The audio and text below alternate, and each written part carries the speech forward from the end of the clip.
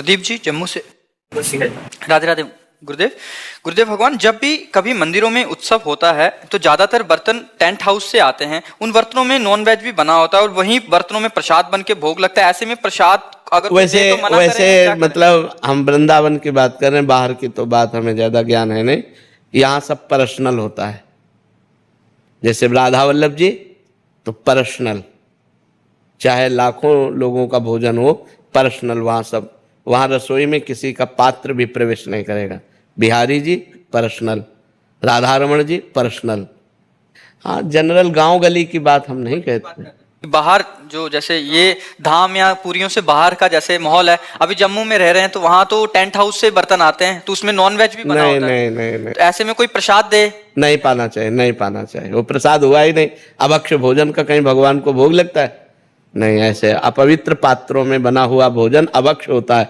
और अभक्ष्य भोजन राक्षसी बुद्धि पैदा करता है, आसुरी बुद्धि पैदा करता है। इसीलिए नहीं, ये बिल्कुल नहीं। जिन बर्तनों में प्याज लहसुन बना होता है पहले और बाद में हमने उसको छोड़ दिया तो वो पात्र भी नहीं, प्याज लहसुन इतना निषेध नहीं है कि जिन पात्रों में प्याज लहसुन बना उन पात्रों का मार्जन करके यदि आपको भोजन बना के दिया जाए, उतना निषेध नहीं। मांस वाले में निषेध है। प्याज लहसुन कोई बुरी चीज नहीं है।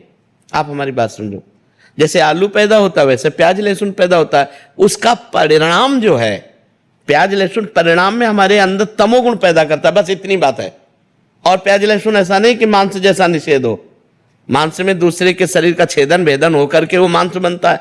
लेकिन प्याज लहसुन तो जैसे आलू है, गाजर है, मूली है, नीचे फल की तरह प्रकट हुआ है, बस वो तमोगुण प्रकट करता, बस और कोई बात नहीं। ऐसा नहीं कि पाप लगेगा, ऐसा नहीं।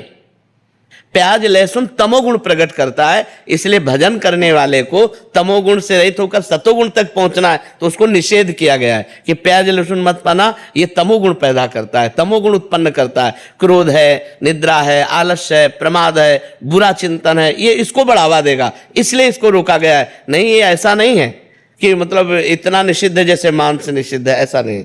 मांस तो जिस पात्र में बना हुआ, उस पात्र में बना हुआ भोजन कदापि नहीं खाना चाहिए।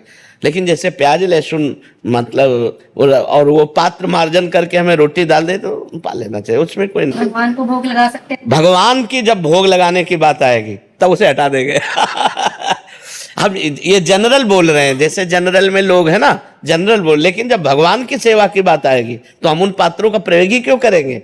हम तो पवित्र पात्रों का प्रयोग करके भगवान को भोग लगा के पाएंगे, भगवान का भोग नहीं लगा सकते। लेकिन ऐसे जैसे जनरल में मान लो होटल में है या ऐसे है तो ऐसे पा सकते हैं। जिन होटलों में मांस या जिन रिश्तेदारों के यहाँ मांस बनता है उन पात्रों में हम भोजन ना पाएं।